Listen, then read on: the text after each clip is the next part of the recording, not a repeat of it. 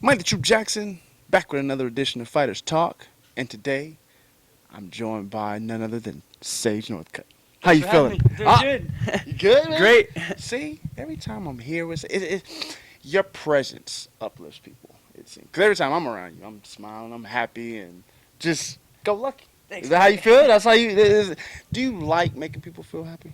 Definitely, absolutely. With just your presence, you walk into a room and it just like it lights up. You get that feeling? I appreciate that. Yes, I like that. Good. Well, not too long ago, we had some time go by, but you competed at UFC 200. First of all, what was the experience like from a regular UFC event that you've competed at compared to UFC 200, which is supposed to be like the most hyped up card ever? Okay, the first thing that was super cool was all the fighters. So you're in there with the best fighters. You're in the same room, sharing the same shuttle bus. The weigh-ins with them, that's super cool. And then being inside that octagon in the T-Mobile Arena, that was crazy because the first time actually getting to fight in the T-Mobile Arena. Then with all the crowd, the audience, that was awesome. If you saw the canvas was gold, so that was cool. I walked up in there, I was like, wow, this is awesome. This is definitely different. So it was a Now, were blast. you aware of the canvas being gold or yellow, whatever color? Were you aware they were changing the color? Yes, I saw that actually on the screen for the people that were fighting right before me. Okay. Oh, so well, prior to you actually fighting, were you aware, or did you find out fight day? Fight day. I found out fight day. I thought it was cool. I was like, man, this is gonna be fun. That's a nice little secret y'all kept there, UFC. Even from Sage here. Um, Even the fight kits themselves were a little different. I'm hearing that they're coming out with like I guess version 2.0 of the UFC fighter kits. The comfort and all that, was everything the same, or was it mainly just the looks that were different? You know, it felt super comfortable. Pretty much the exact same. You had different looks though. So now you have the colors with the shorts. I thought that was cool. I got to fight in the blue shorts. You had other people fighting in yellow shorts, and depending on where they're from and everything. So that was awesome. The gloves actually said UFC 200 on them. Yeah, I saw. Well, we can see that from the Instagram. We like. See, Yeah. that's another thing. Make sure you follow Sage on his social media, Instagram, Twitter. Instagram is Super Sage or just regular Sage? Super Sage. Super Sage Northcutt, and then on Twitter, Sage Northcutt. But anyway, so back to the fight itself. You were taking on Enrique Marine, and it was a comeback fight for you. How did you feel going back in there, and was there any added pressure trying to rebound from the previous loss? For me, there's no added pressure. I know normal people might say there's more pressure because of my previous fight before that. But no, it was like a normal fight for me. I had a really tough weight cut, so I've never been dehydrated like that. But instead of taking 3 hours to make weight or so, it took over 12 hours. And I was so dehydrated, even though I rehydrated with as much fluid as I could. When I was out there, I didn't have the same kind of strength in my muscles. So I think that played a little bit of part of my performance and my strength out there. But I'm learning. So now I won't make that mistake. I won't start 5 pounds heavier to make weight, and Right. next fight will be better. So I want to say this was the first time that they did it, but they started the morning weigh-ins in Vegas. Um, how do you feel that that's going to benefit the fighters? Having now, I want to say it's from like 10 to 2 is the time limit, but how do you feel the fighters will take that and help with their weight cut? Oh, it's a lot better for sure. I mean, you have almost a whole entire half an extra day to be able to recover and rehydrate yourself. So people get knocked out or people get dazed because their brain rattles and they're dehydrated. I mean, it makes it easier for that to happen. So the UFC planned this and USADA, and that's making it better so fighters can put on a better fight out there and have a better show for the fans. Now, for you, you said you had this wasn't the best weight cut that you've gone through. Do you feel the morning weight, the morning weigh-ins, and the more time you had to rehydrate? Do you think that played a role in sort of giving you a little bit of extra? So if there were the normal weigh-ins, you probably wouldn't have rehydrated as well. Would you agree with that? Right, I would agree. Yes, completely. Well, good. That's what I like to hear. This fight was it kind of it was a way for you to kind of close the mouths of the critics a little bit. In the previous fight against Brian, people said, you tap quick and all these things. They didn't really take into consideration all the circumstances that you were fighting under. In the fight with Enrique, you were caught in some pretty tough spots, and you were able to survive and overcome, some submissions. For you, was that something you were trying to not only prove to yourself, but to prove to everyone else that, look, I know what I'm doing on the ground. It wasn't a quick tap, and I know a little bit more about jujitsu than y'all think than you think that I do. Was that something that was playing in your mind? Definitely. I mean, you don't want to be caught in any submissions at all. So I wasn't planning to go out there and get caught in any submissions, but I did get caught almost. So I had to work my way out of those submissions, and that's what I did. And my previous fight that I had before that against Brian, that was a weird deal because I was so sick. So people saying I tapped early. You can imagine not even wanting to get up to go to work with strep throat, much less having someone touch your throat or even pressure on it. And so that was weird. Now, the armbar. We know you've talked about it. You said it wasn't tight, but now that you think about it, you've had some time to reflect. The adrenaline isn't there anymore. How tight was that armbar? Well, you can see it was pretty tight inside the video. Yeah, it was pretty tight.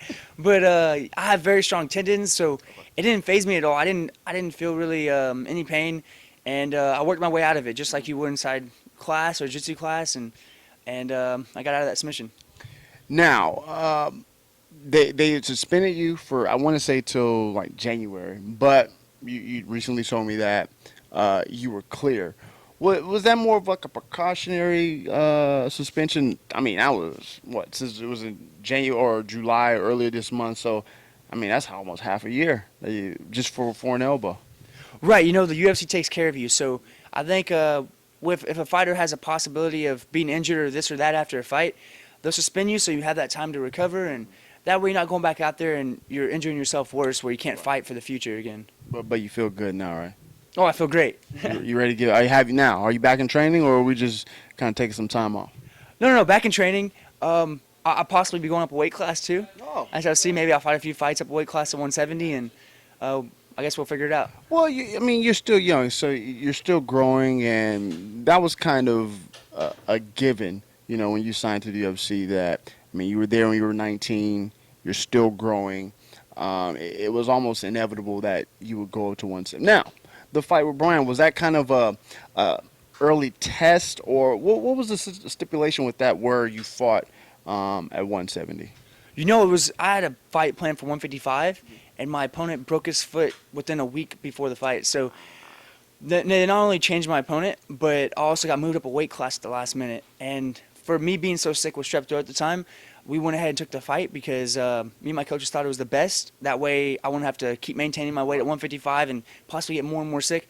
When I was actually out there fighting, I really fought as a 155er. I was eating and drinking just to make weight, and maybe walked out there 171 or 2. So that was a little different. If I fought 170 again, I'd probably be 10 pounds heavier muscle. And Yeah, so from that, I mean, you take something from every fight, and that was something that you took from that, being you want to be better prepared for 170.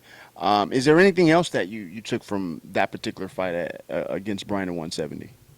Yes. Obviously, not to ever fight. I know people have injuries; they can fight with an injury. Being sick's a little bit different story because if you injure a hand, let's say, or a foot, you lose that one part of your body. So, I mean, you can use everything else. You might still have the same cardio conditioning, but being sick, your whole body's run down. You can't put on the same performance. You can imagine if you have no cardio out there and you can't do anything, then your technique goes out the door. Right. So, if I ever need to have a fight in the future because of being sick, let's say, then I guess that might need to happen. Yeah, that was a lesson learned. Look, absolutely. If you can't show up to work, not necessarily 100%, because no one really shows up at 100%. Right. But if you got strep, that's not that's not what we want to do. You rebounded. You got the victory at UFC 200. What does this do for you as a fighter and your confidence, being back in the winner's circle? It feels great. I know I guess people can see my cardio out there. I went 3 rounds, 3 5-minute rounds, and me not having the same kind of strength because it's such a tough weight cut. A lot of people don't know that besides like my coaches, for instance, or the few people that are my friends that I might have told. But my cardio is great. So going out there, I know my next performance, it's going to be even better because I'm not going to make that same mistake again with the weight cut. Yeah. So I guess just every fight I have, no matter if it was UFC 200 or not, it's always building my confidence, getting me up better and better. I know some people they're really emotionally invested in fights, win or lose. You know, if you lose, it kind of holds them down a little bit, and obviously you want to go back to the drawing board and redo things. But you kind of hold on to it. And so on the other side, when you win, sometimes people they ride the winning that high that you get after a win. They ride that for quite some time. For you, is it kind of like you win, you know, you have fun with the family and friends that night, and then you start over, or do you kind of ride that ride for a few weeks or even months? You know you got to have fun with it. So you go out there and win. I mean, you got to have fun till the next fight, obviously, and you always train for the next fight. So just because you won one fight, you're not boasting and like not getting your self confidence so far up that you think it's your inevitable. You can't ever lose. Right. So you're always working to become the best and prepare for your next fight. There you go. Yes, I like this. Here, you know, my man, just you get the win, you have fun, and then you back in the gym because you got to get better, right? That's right. There you Absolutely. go. Absolutely. Looks nice. Man, you got it so perfectly cut. Speaking of beards, will we ever see Sage Northcutt with a beard? I don't know. Come on, I mean, because like now you see Dana White. Dana White has a little scruff there. I'm it's trying to change it up or what? Maybe we need to see Sage with like just a little bit of like a little shadow. If I do, I'll get some beard tips from you. See, even Mike the Truth can help out Sage Northcutt from time to time. So now we're in a little off season right now. What is Sage Northcutt doing to kind of pass the time since he's not necessarily in the gym and in the match training? You know, I'm still working out and training, but obviously I'll be starting to train harder and harder, preparing for the next fight whenever that's going to be. And right now I'm doing a little bit of media stuff since the fight happened. I'm having fun, so that's important. I mean, if you're doing a job or if you're fighting for the UFC, whatever it is, you always want to be having fun with it. Right.